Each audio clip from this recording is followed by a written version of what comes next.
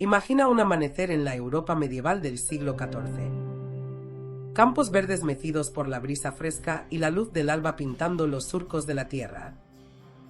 El canto lejano de los gallos resuena cuando los campesinos emergen de sus humildes cabañas, preparados para un día de arduo trabajo.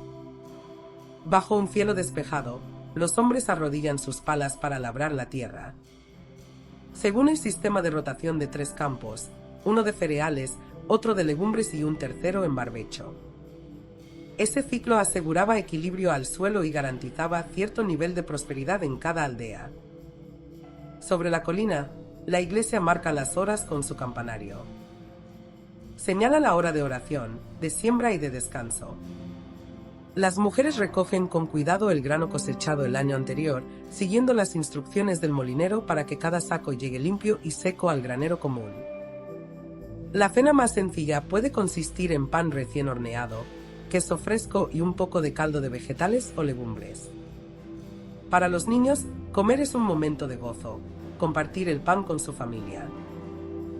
Reír al calor de la lumbre y soñar con los futuros festines de Navidad o de San Martín. Todo parece fluir con naturalidad. Se pagaban tributos al señor feudal a cambio de protección, y la vida transcurría en un frágil pero sólido equilibrio entre la comunidad, la naturaleza y la fe. Sin embargo, esa estabilidad era solo una ilusión delicada, ya que cualquier alteración en el clima podía cambiarlo todo. Acto I: la antesala de la catástrofe. En aquel contexto dependiente del cielo, la primavera de 1315 lucía prometedora al principio. Las nubes cargadas de humedad parecen bendecir las tierras, trayendo la esperanza de cosechas abundantes. Pero las bendiciones se convierten en maldición cuando la lluvia no cesa. Durante semanas, gotas persistentes empapan el suelo hasta convertirlo en barro espeso, imposible de trabajar. Los surcos se inundan, las semillas prisioneras de charcos se pudren en los sacos o en el hoyo de la siembra. Los campos, antes promesa de pan, se convierten en pantanos. Los ancianos comentan en el patio de la aldea que nunca habían visto tormentas tan perpetuas.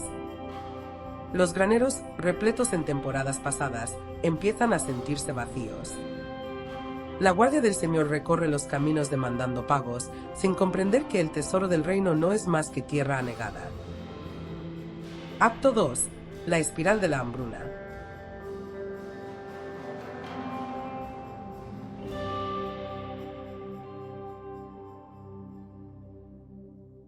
En Inglaterra, el precio del trigo se cuadruplica, pasando de 5 a 20 chelines por cuarto. Un simple pan durante los días malos cuesta el equivalente al salario de un peón durante toda la jornada. Las mujeres acuden antes del amanecer para hacer cola frente al molino, rezando por migaja. Los hombres abandonan el arado y se convierten en mendigos vagabundos, pidiendo limosna. Pronto, el ganado pierde vigor por falta de forraje. Las vacas dejan de dar leche y los cerdos mueren en los corrales húmedos. Los animales son enviados al matadero en un último sacrificio por alimento, pero la carne termina en manos de quienes pueden pagarla. Las aldeas remotas sufren el aislamiento. En los bosques cercanos, los más desesperados recogen raíces de ortiga, bellotas hervidas o cortezas de roble para elaborar un pan amargo. Se cuecen papas desconocidas y bayas silvestres sin certificar, arriesgando intoxicaciones. La tensión crece con la aparición de enfermedades relacionadas con la inanición. El cuerpo, al no recibir proteínas ni grasas, se debilita y cualquier resfriado mortal puede convertirse en peste. Las campañas de profesiones, en las que la comunidad implora a Dios por lluvia o sol, no funcionan. La autoridad de la Iglesia, antaño inquebrantable, se tambalea ante la impotencia de las oraciones. Simultáneamente, la criminalidad aumenta, se reportan robos de sacos de cereal, asaltos a carretas y saqueos de molinos. Vecinos que compartaban pan ayer, hoy se miran con desconfianza. Algunos feudos imponen leyes draconianas, castigos severos para aquel que oculta grano o remienda una red social que antes parecía indestructible. Acto III: desesperación y moral quebrada. En el corazón de la penuria, surgen historias que estremecen el alma. Un campesino de Flandes, registrado en los anales locales, contó cómo la sombra del hambre lo llevó a alimentar a su hijo con un caldo hecho de hojas recolectadas al borde del bosque.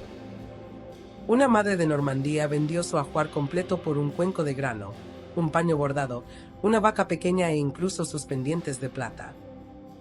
Y se relata un hecho escalofriante. En un pueblo de Sajonia, un grupo de hambrientos mutiló a los animales vivos para beber su sangre, en un último intento por retrasar la muerte por inanición. Otros relatos narran el extremo más oscuro del instinto de supervivencia: ancianos y niños desaparecidos, infanticidios impulsados por el pánico. El canibalismo, prohibido por todas las leyes y preceptos, tomó forma en casos aislados, donde el hambre rompió la barrera moral más profunda.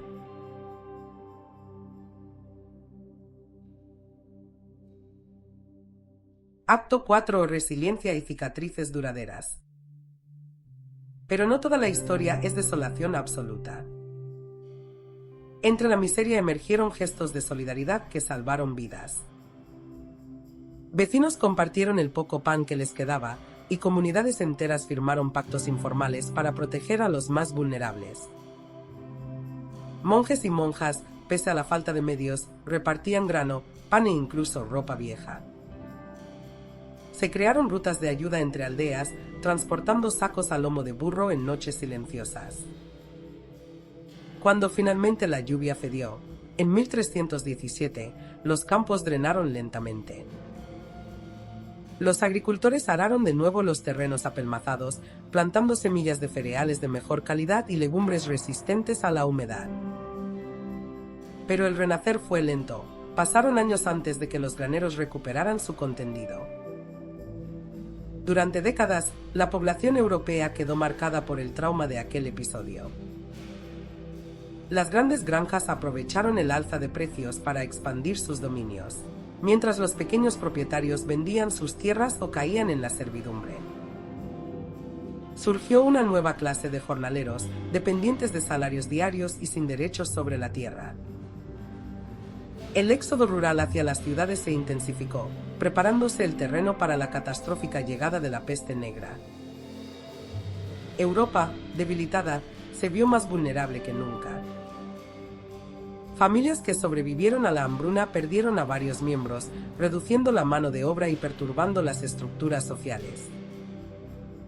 La confianza en las instituciones religiosas y señoriales decreció, dando paso a una incipiente sensación de que la vida humana, en su fragilidad, podía ser moldeada también por nuevas ideas y reorganizaciones del poder. Reflexión final. La gran hambruna de 1315-1317 fue un desastre que sacudió los cimientos sociales, económicos y morales de la Europa medieval. Nos recuerda que la naturaleza, aunque fuente de vida, puede volverse imprevisible y despiadada. Y que la seguridad alimentaria no es un logro garantizado, sino un delicado equilibrio que merece nuestra atención permanente. Hoy, ante cambios climáticos extremos y amenazas a nuestra cadena de suministro, vale la pena aprender de aquel episodio. La cooperación, la solidaridad y la planificación son las mejores armas contra la escasez. Cuando la naturaleza falla, todo falla. Pero cuando las comunidades se unen, la esperanza renace incluso en el barro más profundo.